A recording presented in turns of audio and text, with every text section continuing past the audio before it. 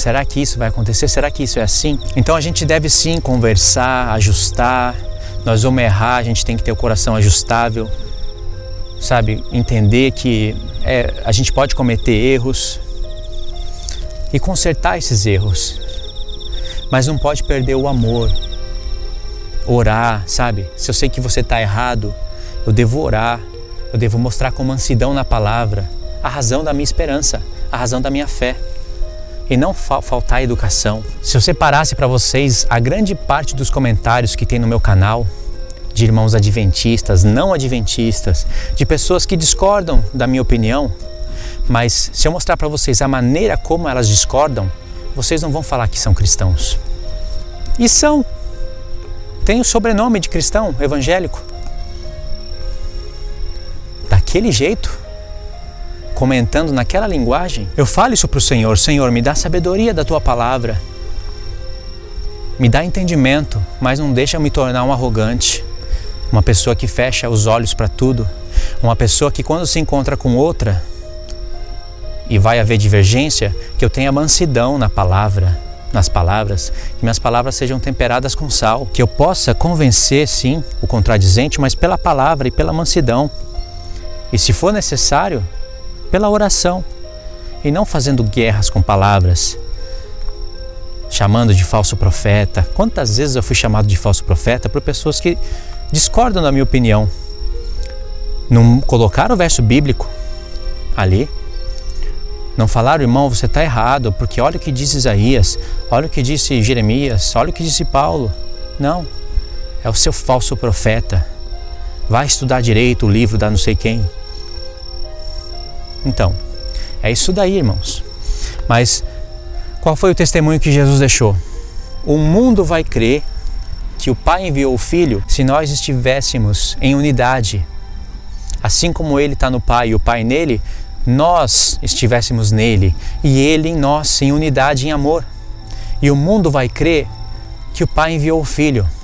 É um testemunho de amor todos os dias. A igreja tem que estar em união. Vou falar uma coisa para vocês, uma coisa que vocês não vão mais esquecer. Você já deve ter percebido a moda do YouTube, né? Entre os blogueiros, entre os YouTubers famosos. Falar mal de Deus, de Jesus e da Bíblia. E mostrar a fé deles. Alguns dizem que tem fé, né? Mas veja bem, a palavra de Deus reprova todas as obras deles, delas. A palavra de Deus reprova. E por isso, por reprovar as coisas que eles falam, que eles fazem, eles passam a odiar a Bíblia de Deus, a palavra de Deus. Mas presta atenção. Alguns deles são pais, outros são mães. A maioria deles são filhos. Eles, como filhos, já sentiram o amor do seu pai e da sua mãe. E muitos deles que são pais e mães dão amor para os seus filhos e eles querem que os seus filhos sintam o seu amor. Só que esse amor depende de um relacionamento onde você possa ver, tocar, ouvir. Só que o amor que nós aprendemos na palavra de Deus não depende da gente tocar no Senhor, da gente ver o Senhor. O amor, a gente sente Ele. E não é uma coisa que, eu sinto o amor de Deus, porque eu sinto. Tem a explicação. A fé, ela tem a explicação. Por causa das profecias, não é?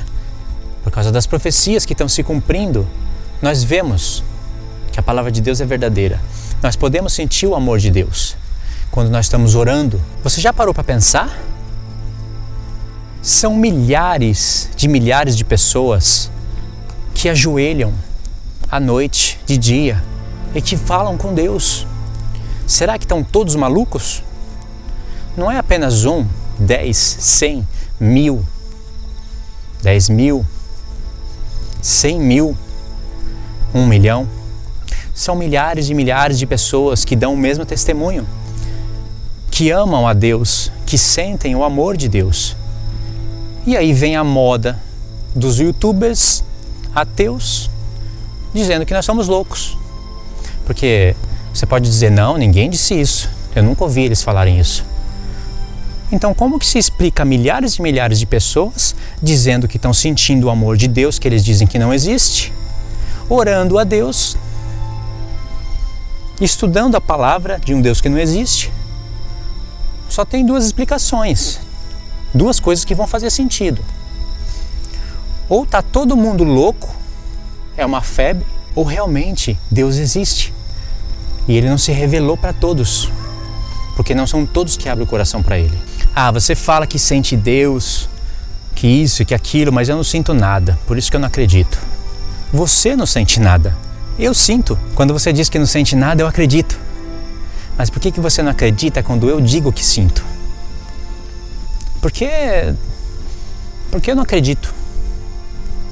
Por que você não acredita quando milhares de pessoas sentem o mesmo que eu sinto? Tá todo mundo louco? Esse é o amor de Deus por nós. Os apóstolos do Senhor Jesus deram testemunho daquilo que eles viram, ouviram, daquilo que eles apalparam. Eles viram tudo isso. Nós não.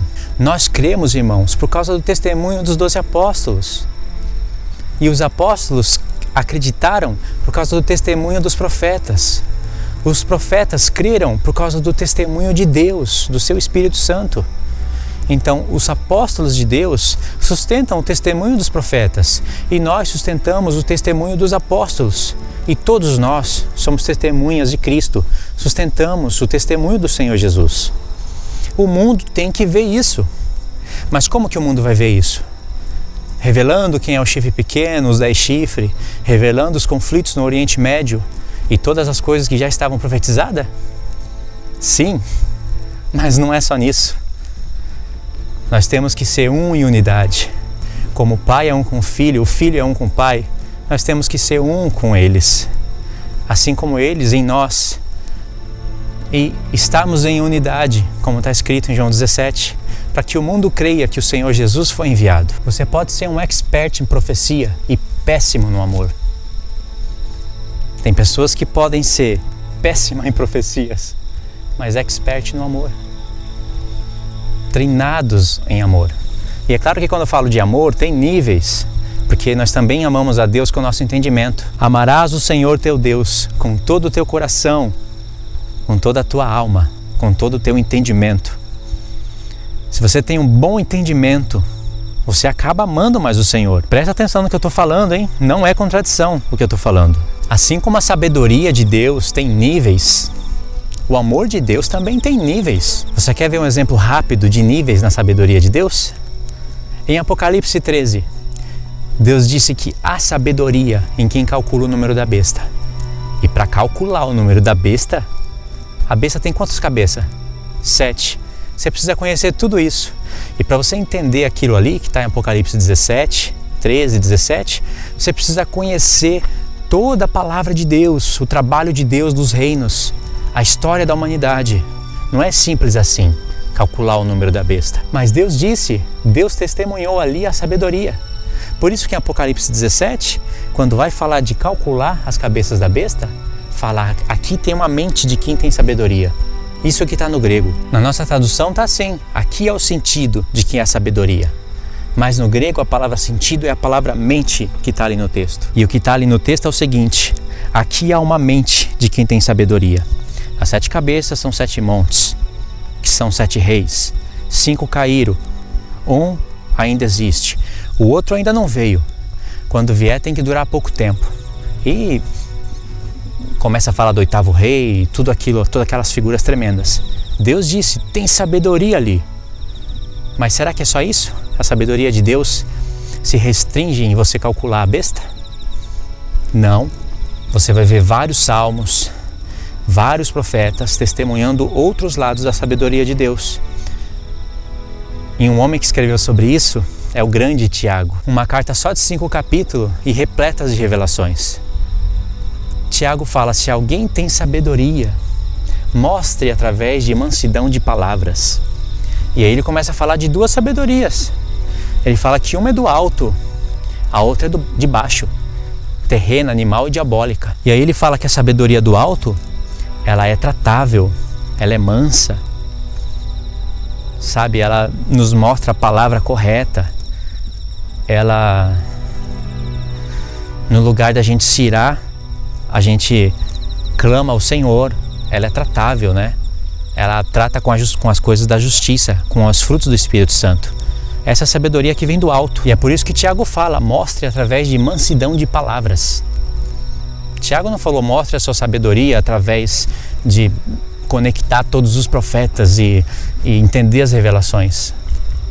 E é claro que o fato dele não ter dito isso não quer dizer que isso não faça parte da sabedoria, porque você sabe que faz. Mas o apóstolo Tiago estava tratando ali de uma igreja péssima em boas obras, péssima no testemunho do Senhor. Pode estudar a carta que você vai enxergar isso. Então, irmãos, um exemplo prático, né, de níveis de sabedoria, níveis de amor também.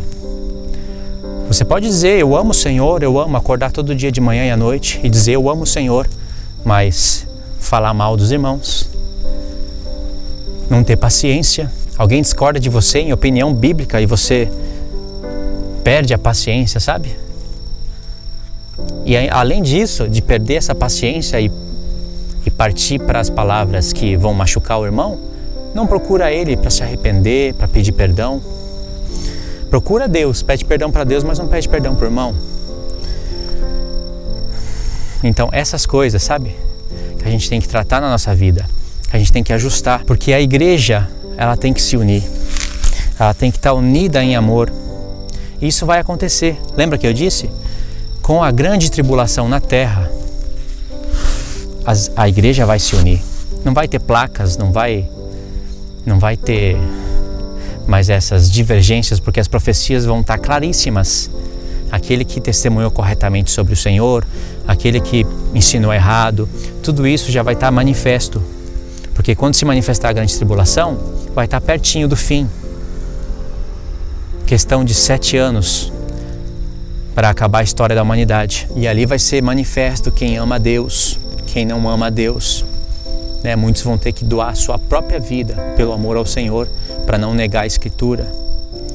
Então, a grande tribulação vai ser como um fogo na terra. Aqueles que forem madeira, palha ou feno vão ser queimados, mas aqueles que forem ouro, prata ou pedras preciosas, esses serão purificados. Então a igreja vai ter unidade, vai estar em amor. Não quer dizer que é só na grande tribulação que a igreja vai estar em amor e ter unidade. Hoje tem pessoas, igrejas em amor e unidade. Mas esse testemunho precisa se espalhar pela terra. Entendeu? Então é mais ou menos isso que eu queria deixar para vocês, irmãos, sobre o amor de Deus. Tenho certeza que vocês entenderam o que eu quis passar para vocês. E sei que vocês vão refletir e meditar sobre essas coisas. Ok? Como sempre, meu desejo é que Deus abençoe a vida de vocês. Em nome do Senhor Jesus. E que a gente possa praticar essas coisas que eu falei, sim, e estudar a Escritura, profecia, mas também não esquecer dessas coisas que também revelam a sabedoria de Deus em nós. Tudo bem? Deus abençoe a sua vida em nome do Senhor Jesus. Fiquem na paz de Cristo.